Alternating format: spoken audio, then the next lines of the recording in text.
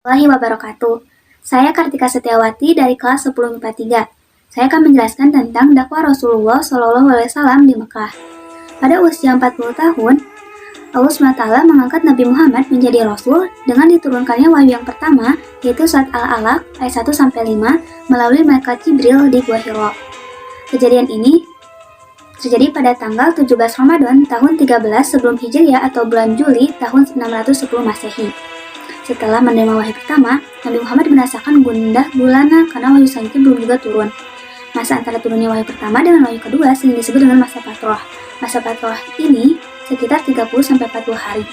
Ketika Rasulullah sedang berjalan-jalan, tiba-tiba mendengar suara gemuruh dari langit. Beliau melihat sosok Nabi Jibril sedang duduk di antara langit dan bumi. Saat itulah Allah SWT menurunkan firman-Nya surat Al-Mudaththir ayat 1-7 yang merupakan wahyu yang kedua.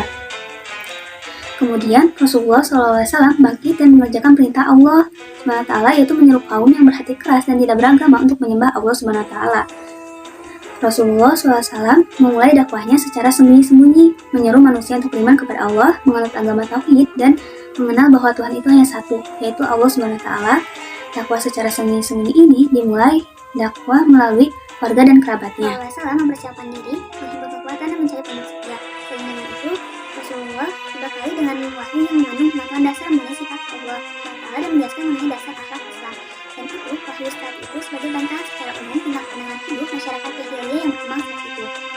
Orang yang pertama menyatakan keislamannya disebut as-sabiquna awalun. Di antaranya Khadijah, istrinya, Ali bin Abi Thalib, Zaid bin Haris, Abu Bakar, Ummu Aiman. Serta melalui Abu Bakar, pengikut Rasulullah bertambah. Mereka adalah Abdul Rahman bin Auf, Abu Ubaid. Tahun lamanya Rasulullah SAW berdakwah secara sembunyi-sembunyi di rumah sahabat Al-Arqam bin Abi Al-Arqam. Penduduk Mekah banyak yang sudah mengetahui dan mulai membicarakan agama yang beliau bawa. Mereka menganggap agama itu sangat bertentangan dengan agama nenek moyang mereka. Pada waktu itulah turun wahyu yang memerintahkan kepada beliau untuk melakukan dakwah secara terang-terangan. Allah SWT berfirman dalam surat Al-Hijrah ayat 94. Dengan turunnya ayat tersebut, Rasulullah SAW mulai berdakwah secara terang-terangan. Dakwah ini membuat seorang Bani Ghifar yang tinggal di barat laut merah menyatakan diri masuk Islam. Dia adalah Abu Dzar Al-Ghifari. Atas perintah Rasulullah, kemudian Abu Dzar Al-Ghifari pulang ke kampungnya untuk berdakwah. Sejak itulah banyak orang yang masuk Islam.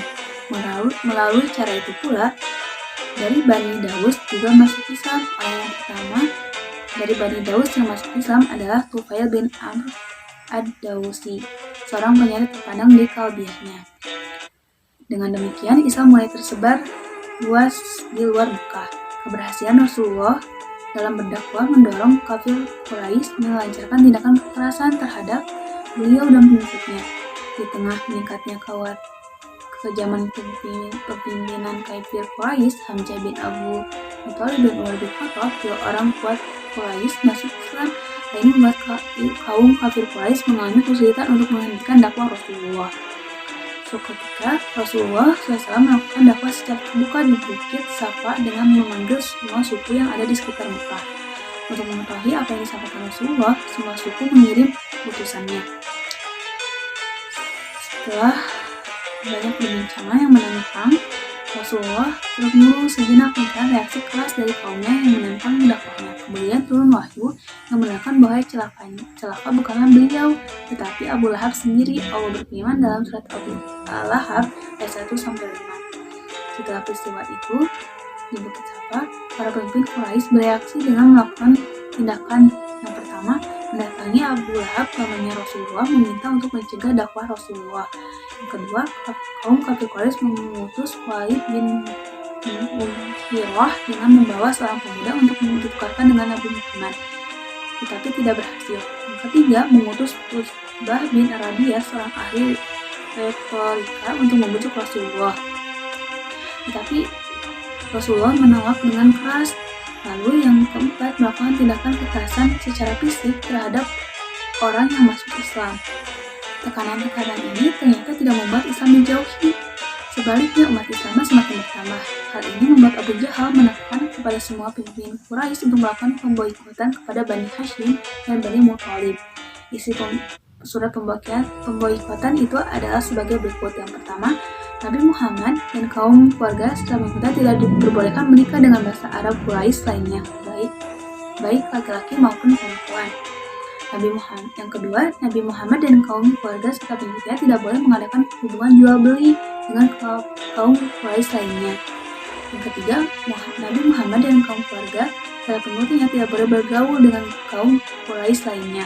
Yang keempat, kaum Quraisy tidak dibenarkan membantu dan menolong Nabi Muhammad, keluarga, maupun pengikut. Wassalamualaikum warahmatullahi wabarakatuh.